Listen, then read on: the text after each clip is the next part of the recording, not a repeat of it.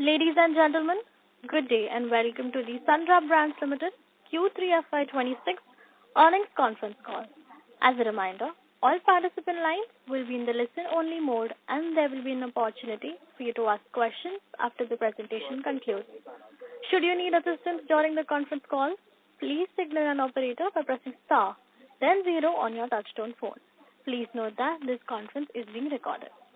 I now hand the conference over to Mr. Ajay Thakur from Anand Rathi. Thank you and over to you, sir. Hi everyone. Good afternoon.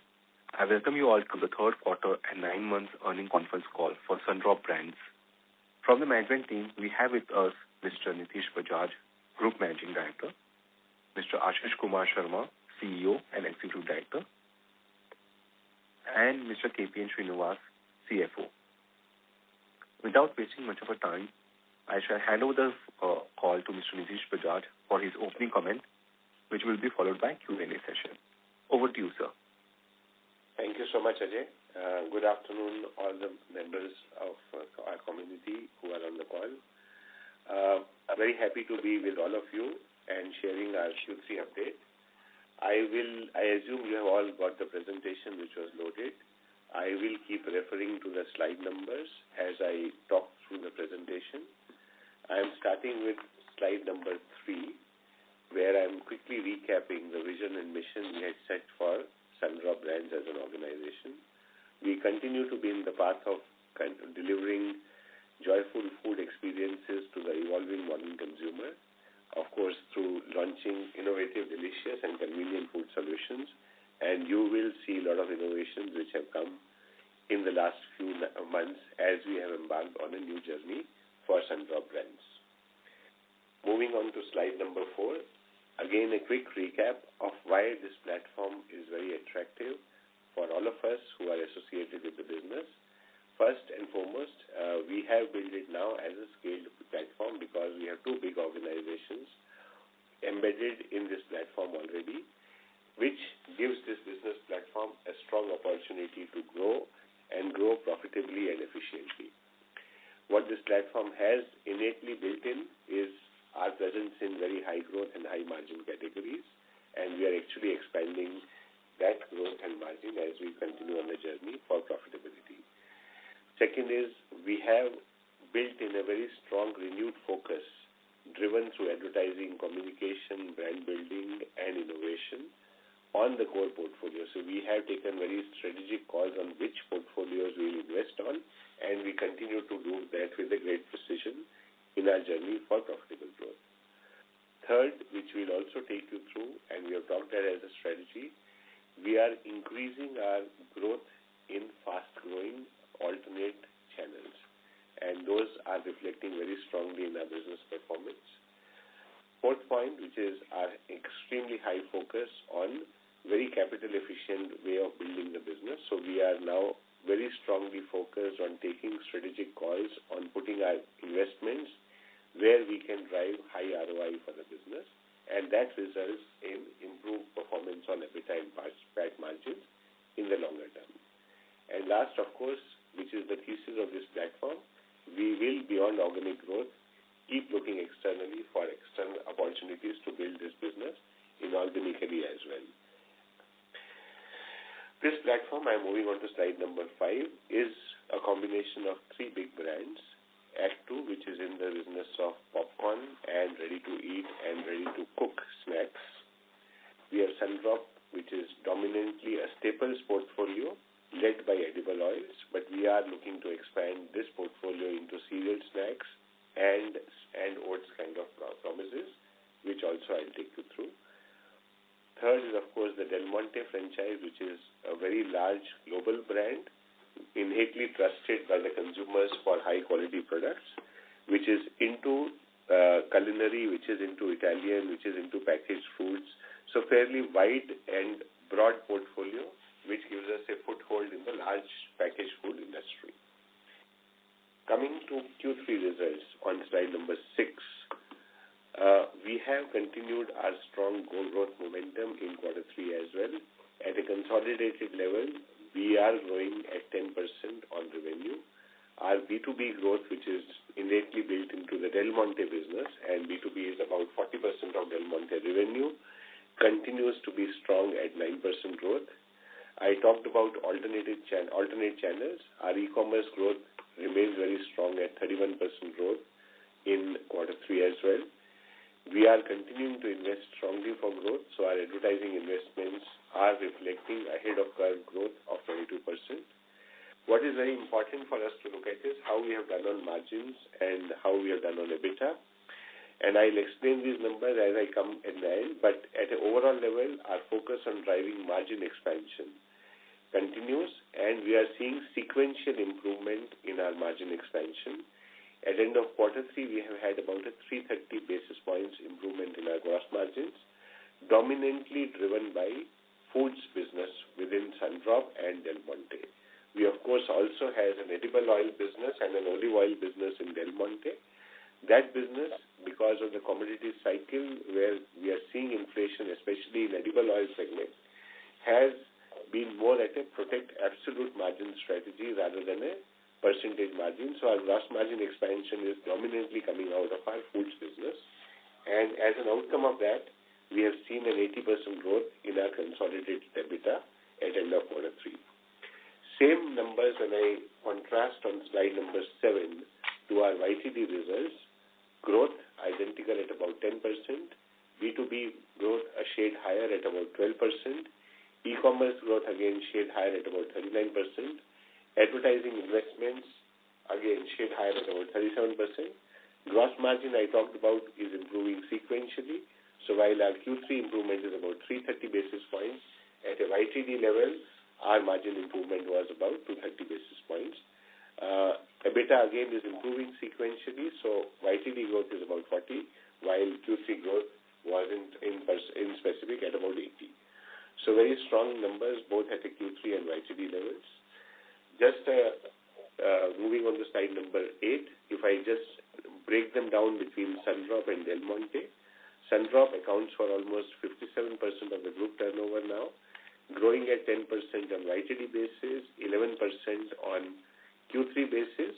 Last year growth was 5%, so it has accelerated the growth momentum, and you will see that in numbers.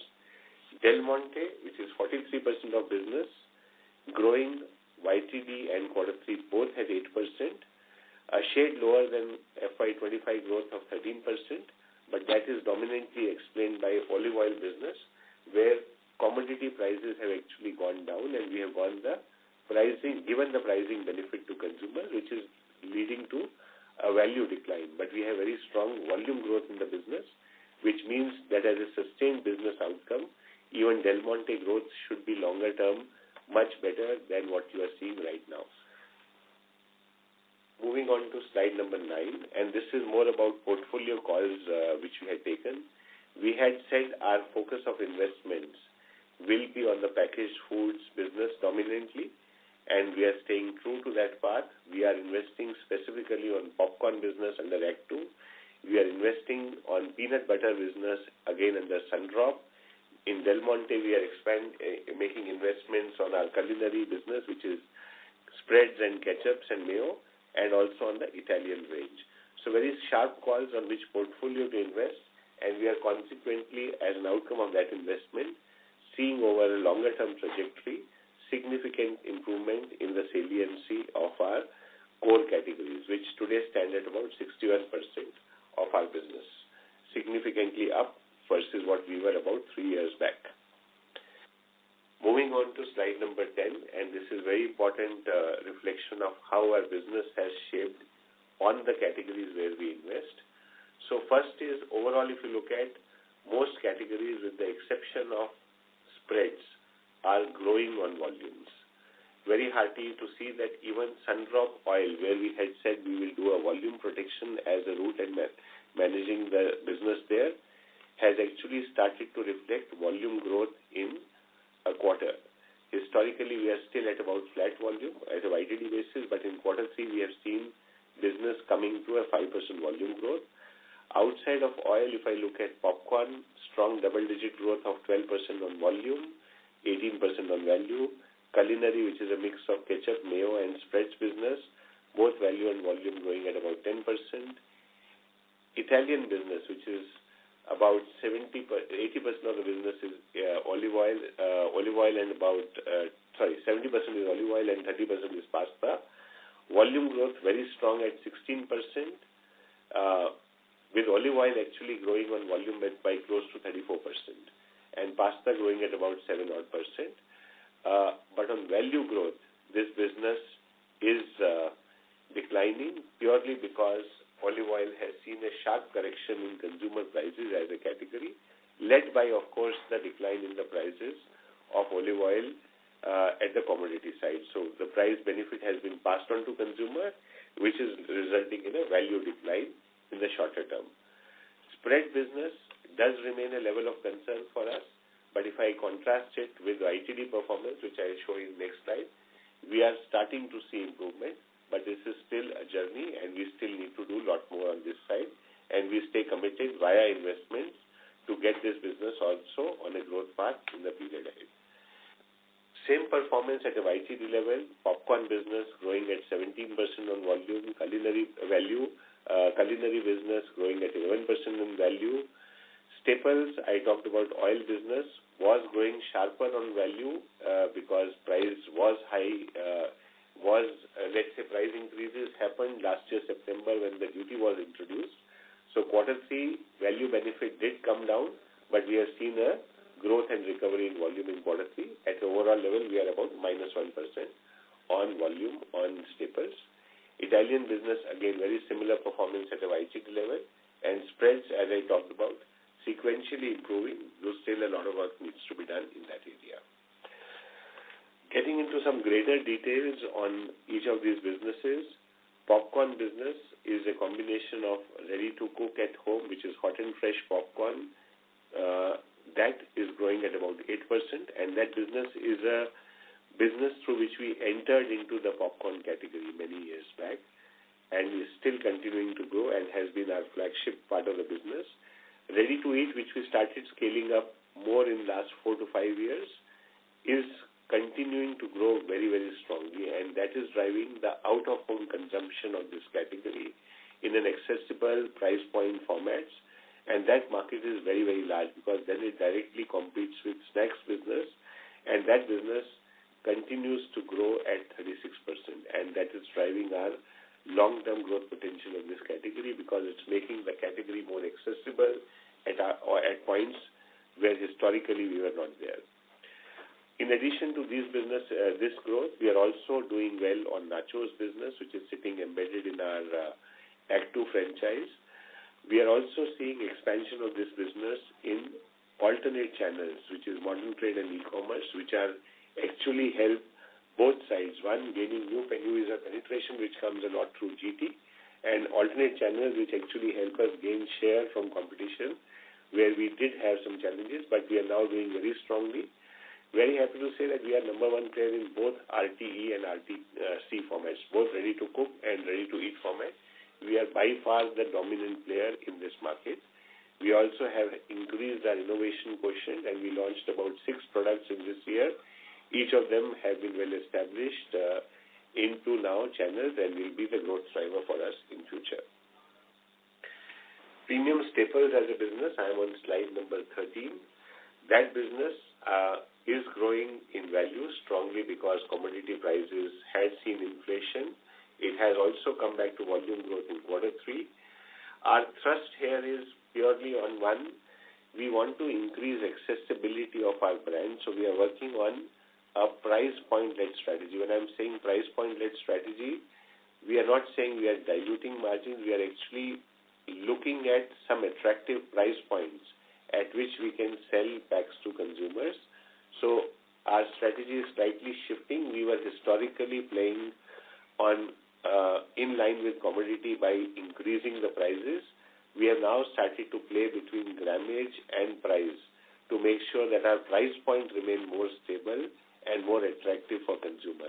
And that strategy we have largely started in Q3 is starting to show immediate outcomes, and that's why our volumes is reflecting. In addition to that, we are also starting to get into expanding our other staple franchise. So we are specifically working on building our oats business. That business sits identical on the Sundrop Heart franchisee of Good Heart Health. And that business we are specifically building in e-commerce and modern trade channel and is now reflecting growths of 200% plus in these channels. Moving on to slide number 14, which is on our spreads and dips business, peanut butter. I did talk about that this business is under pressure. Primarily, we have seen erosion in share in modern trade and e-commerce. Two factors we have faced specifically here. One is our innovation pace was weaker. We were lagging in versus competition on pace of innovation. Market started shifting towards high protein based offering, while Sundrop as a brand was positioned more on strength and immunity for the family. So we did lose out because we did not have relevant innovation for high protein led consumption in this category. Over the last 9 months, we have worked really hard to get innovation where we could bridge our gap versus competition. So in the last 3 to 4 months, we have launched about 7 SKUs in this portfolio, 4 of which are in the high protein area. So we have launched specific product where we can take on to competitive pressure in the modern trade and e-commerce channel. In addition to that, we are also seeing in standalone modern trade a lot of shift happening on attractive price points. To compete with those segments also, we have brought in select variants where we are offering competitive price points to consumer, and that also is going to help us regain our share. One more thing which we did is we enhanced our, beyond of course continuing to build our investments on mass media, influencer marketing, digital marketing.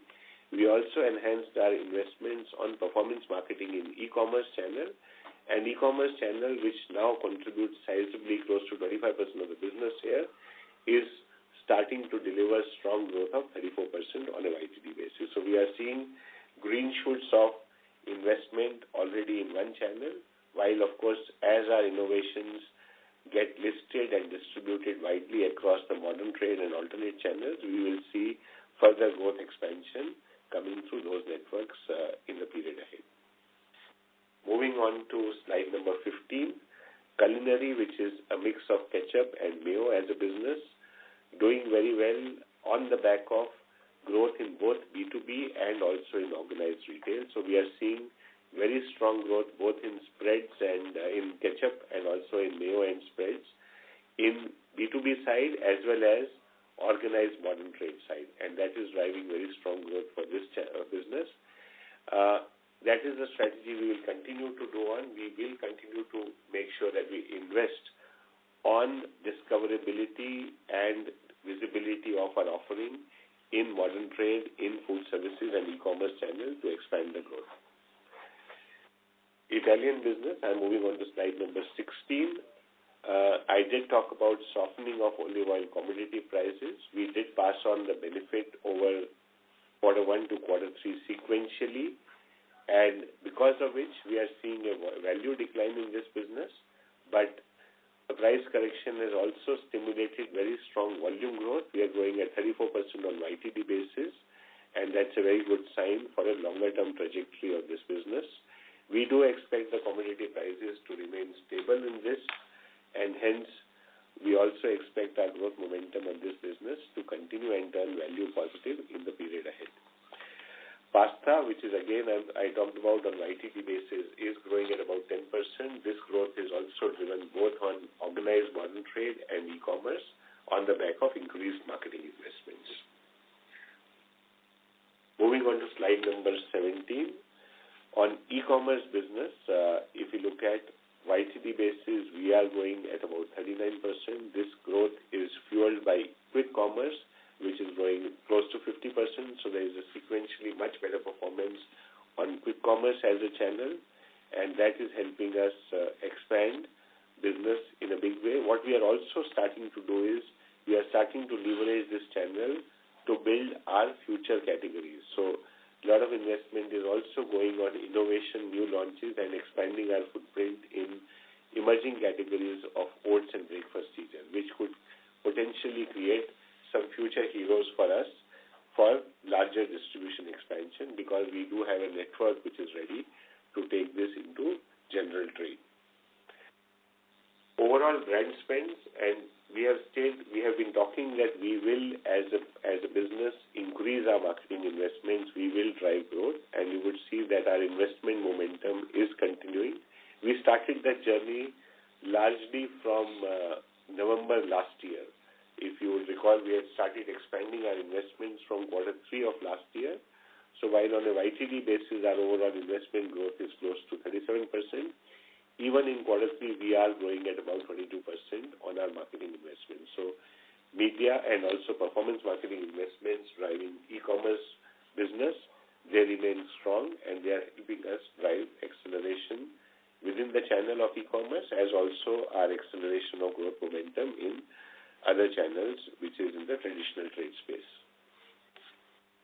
One big journey which we talked about in last quarter, which is around Salesforce automation, that is very critical for us to improve our productivity and improve our distribution metrics and also help us build very strong ecosystem for innovation expansion, is to get our Salesforce system automated. This journey we started in quarter 1. And as we can see, we have already got almost about 58% of our network, which we cover through a dedicated field force, on a mobile interface. So we do get today for these about 220,000 outlets. We get full KPI visibility of what is the product we are distributing, what kind of frequencies people are buying, and that would become a very important and critical data for also to look at synergies of business with Del Monte, where we already have an SFA in place. So that's work going on in good speed. We expect to close this entire coverage of 375,000 outlets on our mobile app by end of this financial year. Margin improvement, and this is very critical because largely our growth is fully funded through expansion of margins in the way we are investing more on brand building, but we are also creating constantly a pool for being able to invest higher in the business. Work has been going on both internally through our own team and also using external partners. We did talk about that in the last meeting. That has helped us expand both on the material margin side as also on the other expenses, which are primarily in the area of manufacturing and logistic costs. And we have seen sequential improvement. So while at a YTD level, we are seeing overall improvement of, let's say, close to 230 basis points, at a quarter 3 level, that number is close to 330 basis points. And a fairly healthy mix between material costs, which is adding about 230 basis point improvement, and manufacturing and other logistics costs, which is also giving another 100 basis points improvement. Moving on to slide number 21, and this is around making sure that we continue to bring innovative, delicious offerings for our consumers. We have expanded our innovation phase. We have launched 70-plus new products across the franchise of Actu, Sundrop, and Del Monte. And within, and our metrics is anything which is launched in the last 24 months, we are seeing our innovations are today contributing close to about 55 crore of our sales, which is close to 5% of our sales. So we are now starting to see innovation also playing a very strong lever in our growth trajectory, and this momentum and journey will continue going forward. Moving on to slide number 22, I will not spend too much of time because these are consolidated results, but they are not comparable because quarter 3 last year does not include Del Monte in this. Similarly, on slide 23, again, there are numbers on YTD basis. I'll again not spend time here because they do not include the Del Monte numbers of last year. I will move straight to slide number 24. And these are comparable numbers, and Del Monte last year's number are included for like-to-like comparison. So some of the key things which I would want to highlight, we have talked about that at a EBITDA level, we have improved about 80%. So we have seen strong improvement in our EBITDA margins. Some of the call-outs I would want to make, which are important for us to understand, employee expenses here do not include the ESOP charges. ESOP is a non-cash expense. We have rolled it out as a five-year grant. The grant, the way the structure is front-loaded in provisioning and allocation, but also as an outcome. It is a very strongly outcome-based grant, and a very high percentage of this grant is linked to performance, and performance milestones are year 3 and year 5. So while we continue to see allocation to the P&L linked to the grant which is being made upfront, the real encashment of this grant or vesting of this grant will happen linked to strong performance milestones at end of year 3 and year 5, a larger part of it. And that's why it's important to look at our employee expenses net of this ESOP grant. That expense is growing at about 12%. And of course, we are creating some structures which are important for us to grow business, and that's leading to a marginally higher employee expense growth in shorter term. But if you look at other expenses, which is where our manufacturing, logistics, SG&A expenses beyond just the employee expenses, those we have been able to control very well, and they are only seeing an increase of 2%. And as an outcome of that, we are seeing improvement in both gross margins, which is a mix of material costs and other expenses going into manufacturing, as also overall EBITDA. One more call-out is we have taken some of the one-time costs which have gone towards projects which are advisory service kind of project for improving margins, and that expense was higher in quarter 2 we had shared with you. I'll again recap the YTD number. In quarter 3, most of these projects have been concluded, and hence it's not a large expense going forward, and it is already reduced to 2.7 crore in quarter 3, and that is also taken out from this calculation. Even if I were to include that expense, we are still growing our EBITDA in a very strong and healthy way at an overall level. So that's in nutshell. As an outcome of this, our profit, if I look at before ESOP and one-time expenses, post-depreciation, etc., is still continuing to grow very strongly at 190%.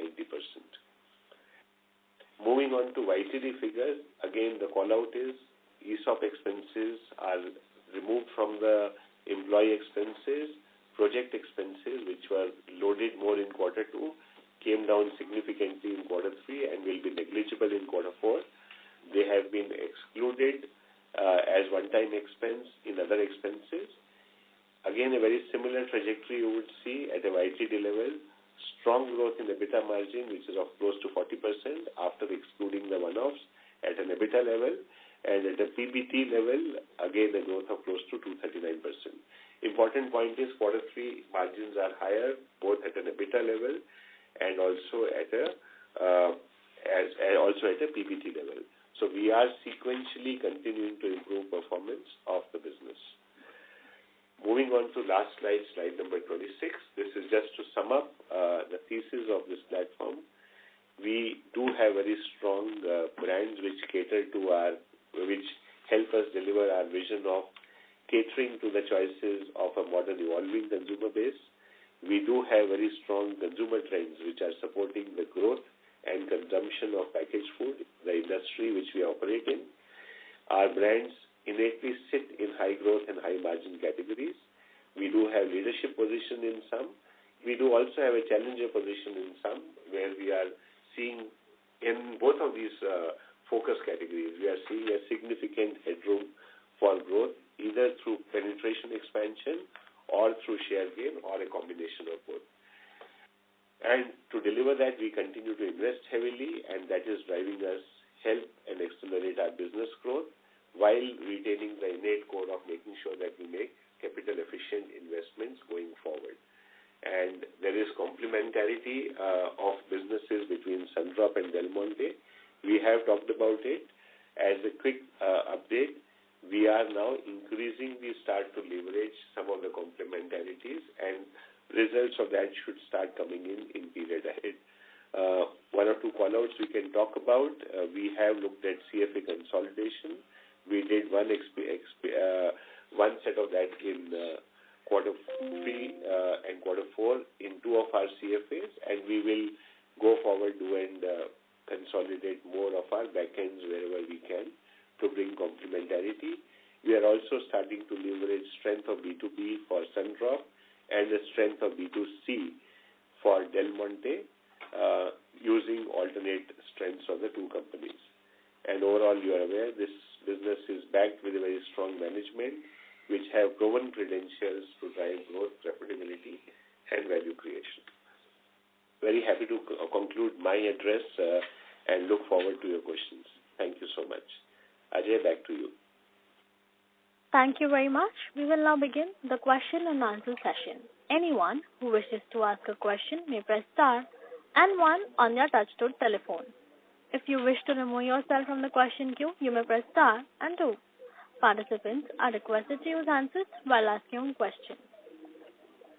Ladies and gentlemen, we will wait for a moment while the question queue assembles.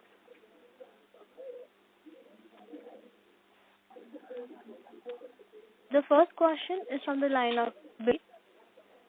Please proceed. Yeah, good afternoon. Good afternoon, Vimal. Yeah, happy to see you are on the path of progress. Now, one cause for worry is that 4,700 BC is now taken over by Marico, which is the popcorn segment, which is our biggest and most promising. So, how are we planning to, face this? Channel expansion is actually institutional. We are not there. Even last management, I had highlighted that we should look at institutional in a big way, because that is a totally untapped market, and they will come into it. If we don't enter, they will definitely enter. So, how are we looking to safeguard our market share from 4,700 BC? Sure. That is the first concern. I am a shareholder for 8 to 10 years, and it was quite a disappointing journey. I hope new management will take it forward, and the good points of this company, these products, will help us to grow and create shareholder value. Sure. Thank you, Vimal. Vimal, should I answer it? Yeah. No. Yeah. Only. So, thank you, Vimal, for staying invested with us on the business. Overall, you're right that yes, we have a new competition, and competition in a category which is yet to, let's say, has a huge penetration opportunity growth. And they have more coverage also. Retail coverage is much higher. Sure. Yeah. So, see, the way we look at competition, competition also spurs growth of categories. So, many a times competition is also a good sign, because one gets more out of you, and second, it also gets more out of consumers. So, I would also see competition also to help us drive penetration on this category. Inherently, what is strength for us? If you look at some of the things which are very strong for our business, we do have a very strong standalone reach, but we also, through the wholesale channel, go much deeper and wider in the popcorn category. We hold a very strong price point of 10 rupees, and we have a very strong, efficient back end which supports the price point of 10 rupees. And that is one of the moats in this business, very difficult for all the players to break. Coming to specific, you are right, Marico per se has distribution strength, but they will also have to build their strengths a lot in the back end if they have to compete with us in the business. Second point you made was on the institutional side. On the institutional side, 4700 BC is dominantly present in PVR through the carts. What you consume on the counter is not 4700 BC. That is actually PVR's own brand and business. I don't think that business is being accessed by Marico. That business remains a PVR's own business, in my understanding.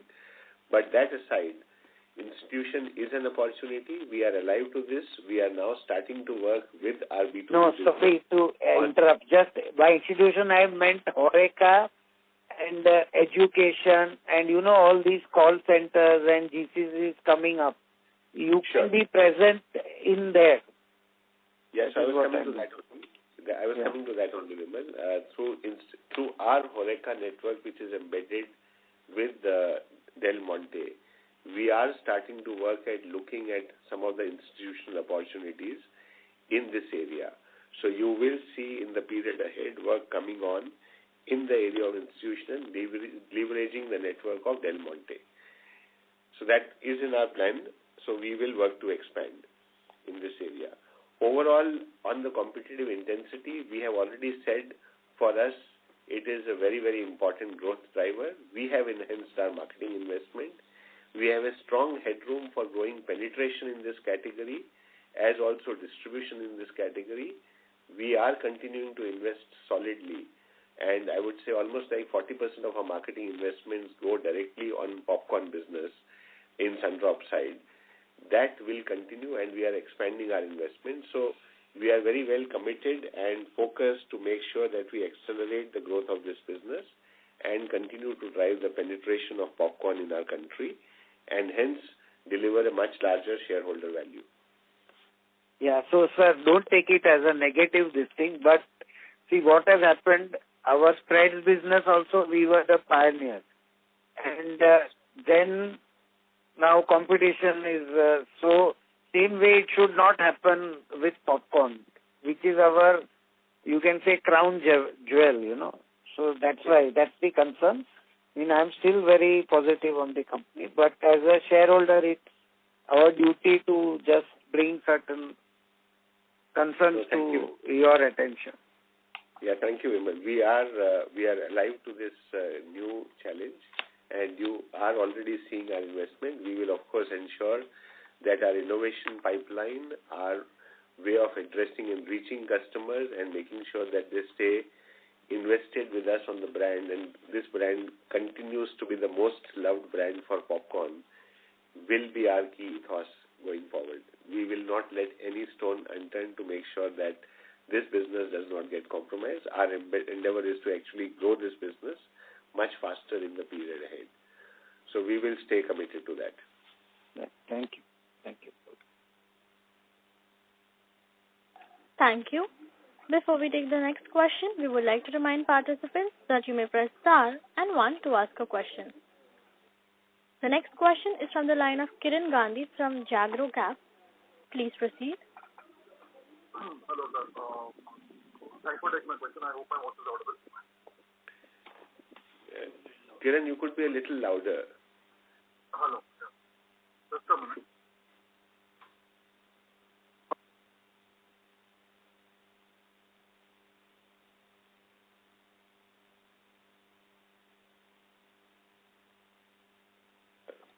Kiran, we can't hear. We shall move on to the next participant. Before we take the next question, we would like to remind participants that you may press star and 1 to ask a question. The next question is from the line of Deep Gandhi from iThought PMS. Please proceed. Yeah, hi sir, am I audible? Yes, Deep. Yeah. So first question is on the ready-to-eat side. If you can help us understand the breakup between the smaller pack and large pack in terms of revenue, and also if you can explain us, what is the lowest pack size we have within the smaller packs, and what would be the largest pack size we have within our ready-to-eat portfolio? Yes, so I'll request Ashish to answer this. Yeah. So on the RTE side, we largely have big and small pack, as you said, and the split at the top line would be closer to about 70-30. We have about small pack 10 rupee business, which will be about 70% of the business, and 30% would be on the large pack business. So that's the first part of your question. Sorry, the second one was? Deep, you also, Yeah. If you could address the second question again. And what would be the starting pack size in the large packet, and what would be the largest pack within the large pack size? So the large pack, so we count the 5 rupee and 10 as the small pack. Anything which is above that, which is in the price points of 25, 30, 40 and up to 60 rupees are our large packs. So the biggest pack that we have is a 60 rupee price point, right? But large part of our business in that straddles between 25 and 35 rupee price points. So the net 70% is in the small pack, which is dominantly rupee 10. Dominantly rupees 10. Rupee 5 is possibly only about 5% of our overall business or lesser.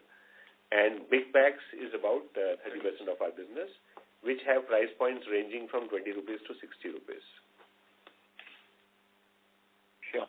And sir, I mean, how, say, next 2 to 3 years down the line, do you see this mix changing significantly, or do you think this will broadly remain stable? If you can help us understand that. Yeah. So there are two parts to it. One, is the mix likely to change? Yes, the mix will change in the favor of big packs going forward, because as the e-commerce and other channels develop, they are primarily more bigger pack consumers buying efficiently and quickly, right? So that contribution will change. However, to increase penetration, we will continue to drive our 10 rupees by virtually getting the numeric distribution and a reach for Act 2 franchise in more towns and more outlets. Right? The answer to the question that will the mix change? Yes, but will it change significantly? Not in the nearer term. Nearer term, there will be an improvement of few percentage points every year. Right? That's how it will progress as we go forward on this. Sure.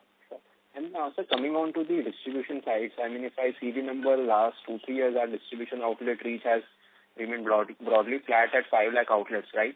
So going ahead, I mean, how do we think of scaling our distribution, and why this number, I mean, has not been changing much significantly, and what we are doing to increase our outlet reach significantly in the future?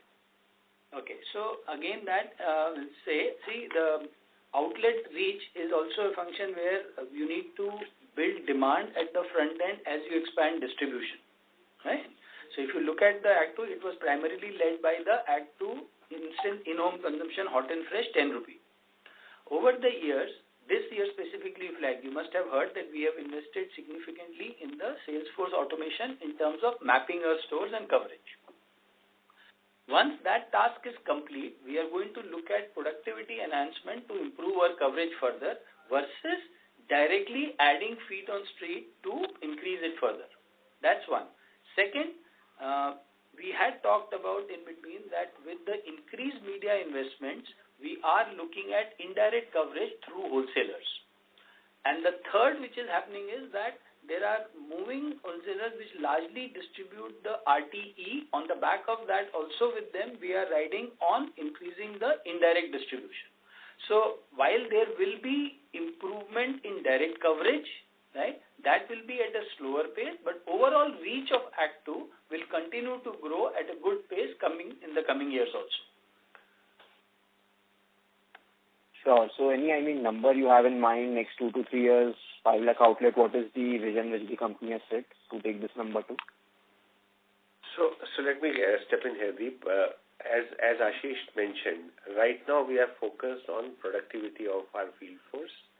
We do have a Salesforce automation tool being developed, which is bringing entire network into productivity. Through that, we are also going to get a handle of how many wholesalers we directly deal with and what kind of indirect distribution we can reach out through. This exercise we expect to complete by, as I talked about, by end of this financial year. But let's say get a deep down understanding of the productivity ROI of our coverage. We will have an answer by September of 26. That is a point when we will pivot to say what number we really want to chase, because we are very focused on making sure that we do an ROI embedded in the principle of coverage expansion. It is always more efficient to do it through a wholesale or indirect channel at a particular turnover of an outlet.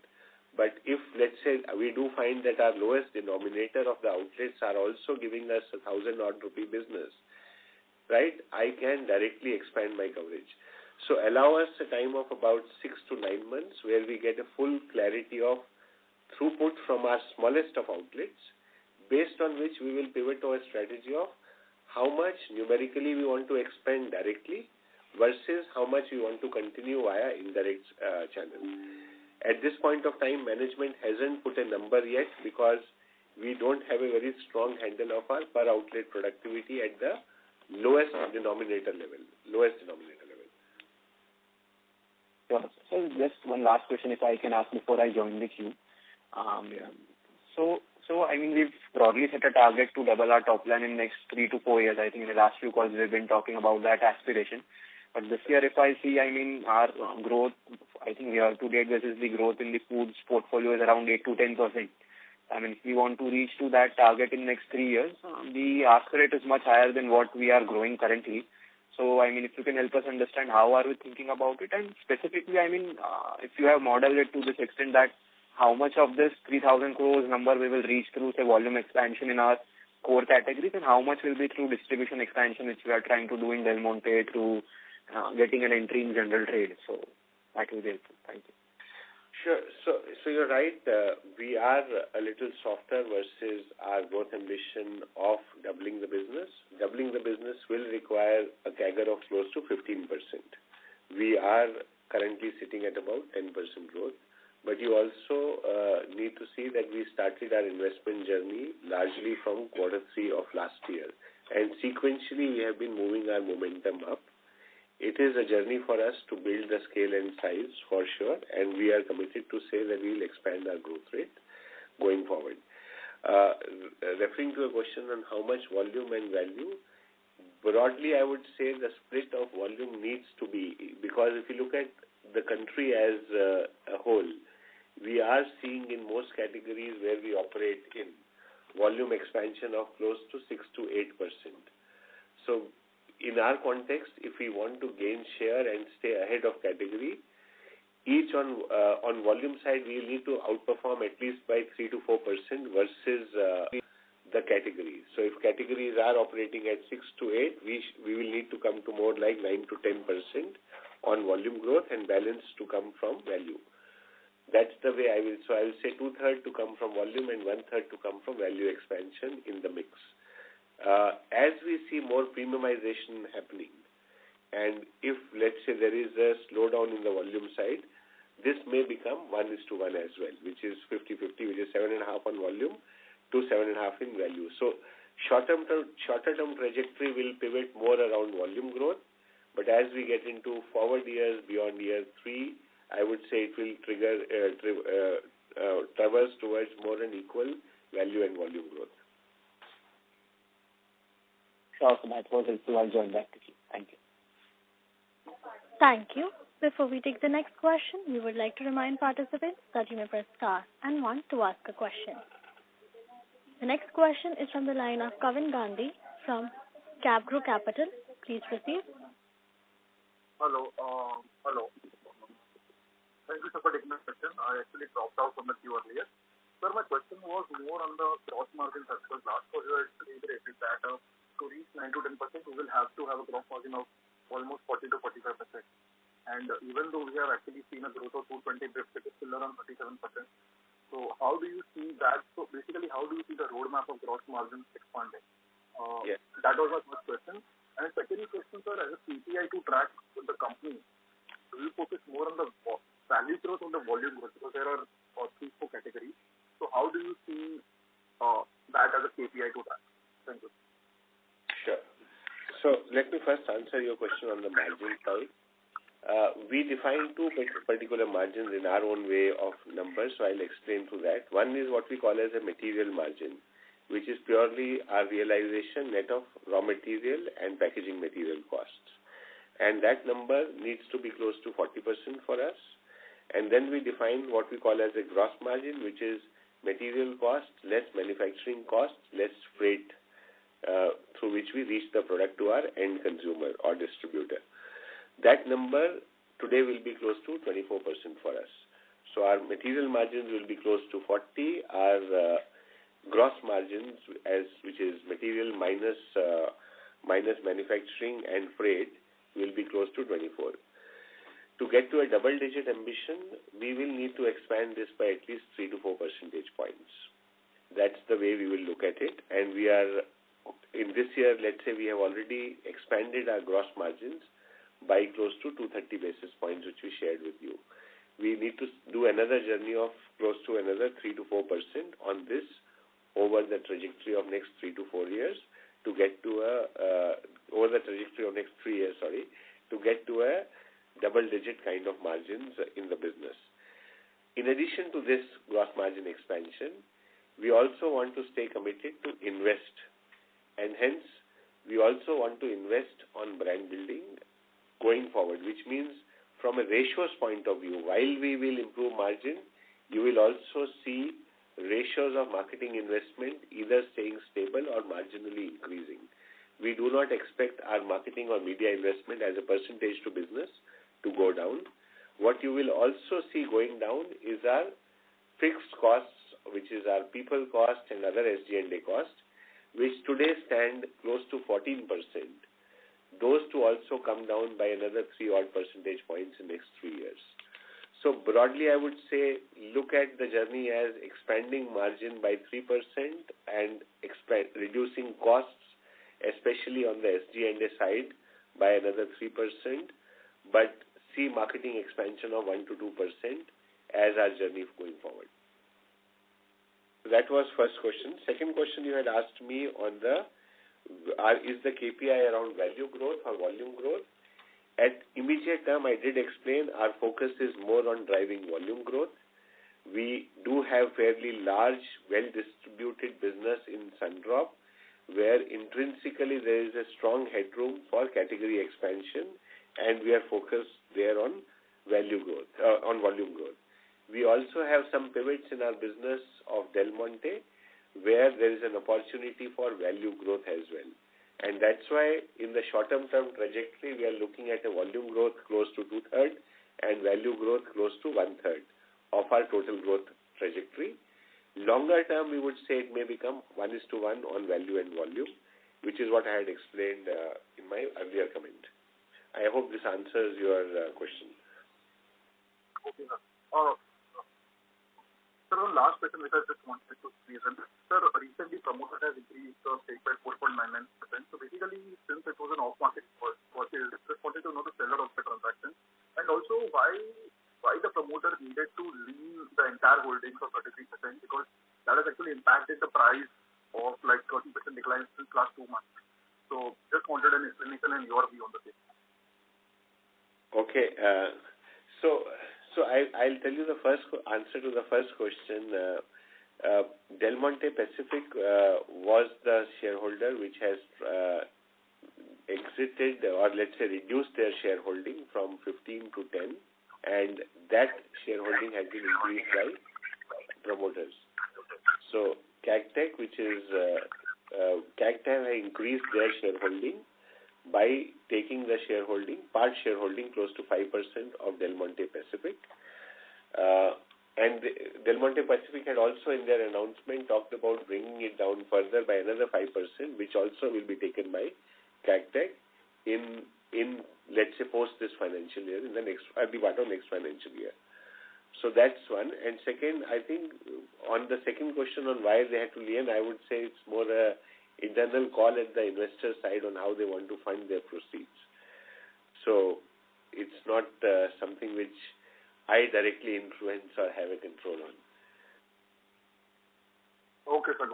Thank you. Kevin, just one more addition to what Nitish has said about volume and value growth, especially on the Act 2 side, which we mentioned, that almost 55 to 60% of business is in 10 rupee price point.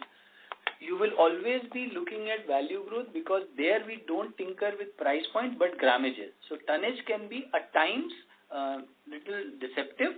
Value growth is a better reflection of the health of our business.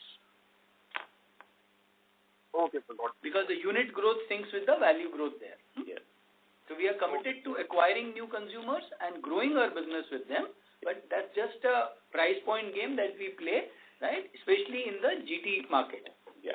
I think, yeah, you're right. So Ashish, thank you for correcting. In some places, instead of value, we use the term, value or volume, we use the term unit growth. Yeah. Especially in our 10 rupee price point, which is a large part of our business, unit growth is the key metrics we go for. Yeah. Okay. That was helpful. Thank you. The next question is from the line of Naitik from OHM Portfolio. Please proceed.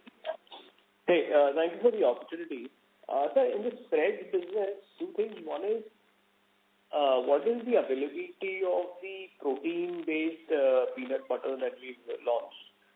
And how are we priced there vis-a-vis the competition? I mean, have we priced ourselves a tad lower to the competition, or what is the strategy there as far as the protein PB is concerned? Yeah, Nadik, so you're right. So when we looked at the peanut butter portfolio, we said we need to do a premiumization work, and that had to be created on basis of two important consumer needs and differentiation. One, we have to give a better protein content in per serve basis, and second, also continuously make peanut butter more delicious. So if you look at the product that we talked about, is a dark chocolate high protein peanut butter, right? Which we are seeing a very good. So it's good on, it's improved taste with dark chocolate, and it has also got high protein. Now, as far as the pricing to end consumer is concerned, it is little a tad lower than competition because we are a late entrant. But from our portfolio perspective, the average selling price is higher, which will also add a growth in top line as well as do a margin expansion for our portfolio. But since we are a later entrant challenger, in the initial phase to improve our trials, we have kept it a little tad lower than the competition. Okay, and here, would you here the competition for you are all these new age players? Because whenever I open a Blinkit or a Swiggy, all I see is very new names. They are not marquee legacy names. Yeah, so actually in the chocolate, if you look at the dark chocolate high protein peanut butter segment, right, the real competitor for us is MyFitness. Yeah, MyFitness and Pintola, and they are both new age players. And as you see, if you know in the question earlier, we were very strong in GT, in peanut butter, and in modern trade. What was happening was it was a table spread. The new age players did better than us in e-commerce and quick commerce. Having said that, in the last 1 year, we have significantly focused on e-commerce and quick commerce, and also now launching products which are good for the channel. And you will see that's the reason our growth rates are now coming back on peanut butter in this channel, both improving in terms of unit, margin, and average selling price. So, how are we also aggressively pushing these products in the traditional channels of MT and GT as well, or we are still focused on the QC or rather the e-commerce category for at least the high protein? Yeah, and I think one of the decisions that we have taken, right, which is that there will be some innovations which we will first scale up in e-commerce and quick commerce because our ability to invest and generate demand locally on a platform is much higher. Right? So what happens is, once it builds traction, and the metric that we monitor for ourselves is listing, daily run rate of pieces, and the number of dark stores that we are covering. Right? Once we start getting repeat from there and have created consumer awareness locally, because that's easy to scale and test, having a good formula on it, we move to modern trade, and then we move to general trade. General trade requires a mass media support beyond a point. Right? So that is how our innovation journey from now on will continue. You will see innovation much larger in e-commerce, scaling up to this, and then to GT. All right. And coming back to staples. Just to complete this, on high protein, right now the focus will be e-commerce in a big way and select modern trade. Sure, thanks. One last quick question on the staples. What's our longer term strategy there? Do we intend to be in this segment for, let's say, over a 3 to 5 year period, if not lesser than that? Yes, so staples is a contributor to our margins, and it also gives us a scale and size in the business, and hence we intend to continue. That's first. Second, we have said for immediate term, we want to ensure that whatever volume decline and margin erosion we were seeing in staples, we take care of that through our optimal investments on business, very strong, clear, sharply defined strategy to protect our core, and we stop this leaky bucket.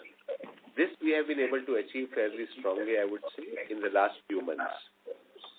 We are also going to experiment, and we have talked about that also, on some brand building models.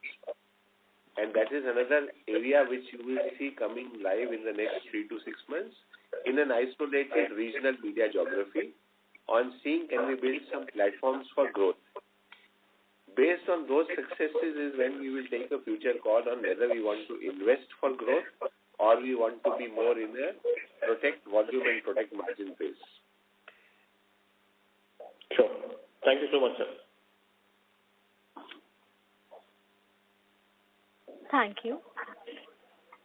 We take this as the last question. The next question is from the line of Shrish from Motilal Oswal. Please proceed. Hi, Nitish, Ashish. Thank you for the opportunity.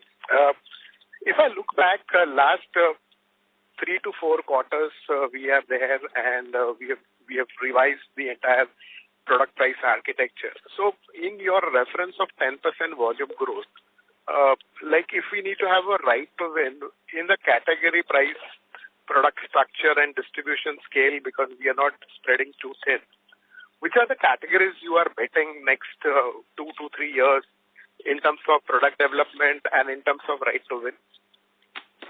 Yes, so our biggest bet, and I'll try to give you also an order of priority. Our biggest bet is popcorn business and the entire Active franchise.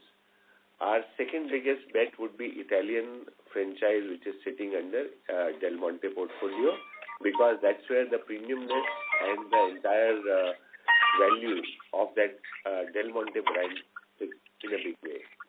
Third will be our ketchups and mayo and spreads business, again under Del Monte. And fourth will be peanut butter. These are 4 key categories where we will stay invested in a big way to drive our growth. And this will be a mix of innovation, media, distribution expansion, all of these levers playing concurrently on each of these categories. Beyond these 4 categories, we also have an intent to identify and build some future heroes, because we are eventually building a large, sustainable, scalable, high growth oriented business. So while we drive growth in these businesses in the next 3 to 5 years, we also want to create 1 or 2 levers for future.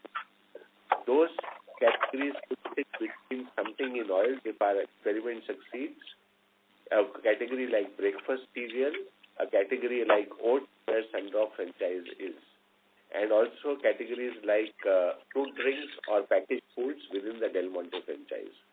But for the immediate term of next 3 odd years, you will see our big investments focused on the top 4 categories. Okay. And when we say that this 10% volume growth, which specific, I mean, you did allude saying that popcorn has a right to grow to more than 10% because you are a category leader. But then what are the new formats or what are the new things which we will launch?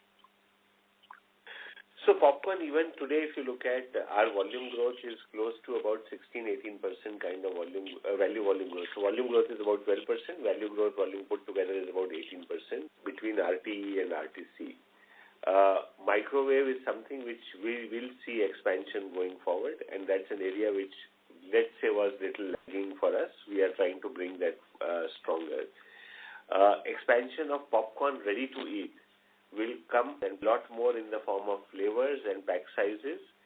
The way that quick commerce platform is expanding, we are seeing big sizes and new flavors as a very key driver of growth.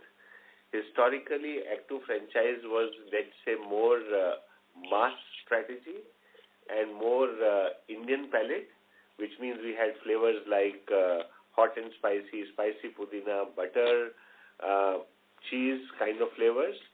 But we are also seeing with the emergence of younger consumption audience who is very open to trying new westernized tastes, we will see in popcorn franchise lot more flavor expansions and pack sizes driving the growth. in addition to, of course, the distribution-led growth in GT, where price point of 10 rupee will play a big role. And that also today is dominantly butter, but we'll expand that into other flavors in the GT space. If you look at mayo, ketchup kind of categories, there is a lot of headroom there for us to grow on, again, newer flavors, especially in the spread area. Spread market is a lot more expanded into newer flavors.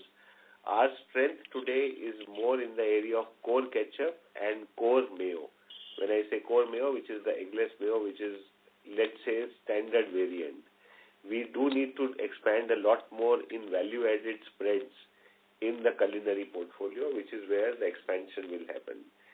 Italian, if I look at as a franchise, again, pasta is one area where anyway the category is expanding.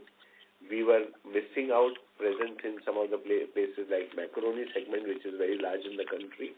We will look to expand that. In olive oils, again, we are very strong in pomace, but we wanted to also build a franchise in extra virgin and extra light oils. So those will see expansion going forward. Peanut butter, we have already talked about. A very clear path of our growth is via expanding the franchise to high protein offerings and also some new innovations which we will share when we are ready with those. But we are doing a very healthy mix of great tasting and better for you high protein variants. So our innovation pipeline is looking at taste and better for you concurrently, and we already have some of unique products like peanut butter jelly, which gives the protein and also gives a great taste and easy spreadability. So you will see innovations on that side, on that business as well. Yeah, that's really helpful. One last question. Assume that we achieve 10% plus volume growth. What kind of margin, because we will see the operating leverage also kicking in. So what kind of margin expansion in terms of gross margin expansion and EBITDA margin we can expect in 27, 28? So I have talked about over the next 3 to 4 years, we would want to expand margin by 3 to 4% and also bring cost down by 3%. So that's the way you should look at our trajectory of saying equal work on margin and cost. When I'm saying cost, I'm saying cost which sit below the margin, which is typically SG&A. We are not going to cut marketing. Marketing will remain at possibly at a 6% odd level for our P&L. That's the way we are looking at marketing to be. So you should see scaled expansion of our margin getting to double digit within next 2 to 3 years, I would say. Okay. All right. Thank you and all the best. Thank you. Thank you. Due to time constraints, that was the last question. I would now like to hand the conference over to the management for the closing comments. Over to you, sir. Sure. Thank you so much, and thank you for all the participants for being there. Once again, to reiterate, we are committed to grow our business profitably, efficiently, and making sure our ROEs on investments we make stay capital efficient, and we continue to deliver to the expectations of our stakeholders, both, and also, of course, continue to delight our consumers with new and innovative offerings going ahead. Thank you so much, and wishing all the best to all of you being here. Thank you. On behalf of Anand Rathi, that concludes this conference. Thank you for joining us, and you may now disconnect your line. If you found this video helpful, please like, share and subscribe to Concall India for latest upcoming Concall.